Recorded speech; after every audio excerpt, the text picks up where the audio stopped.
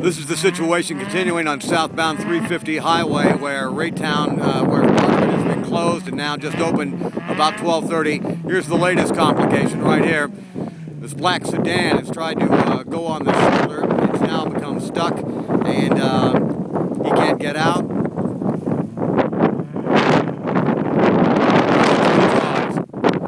350 continues to be a major parking lot and has been for more than 2 hours.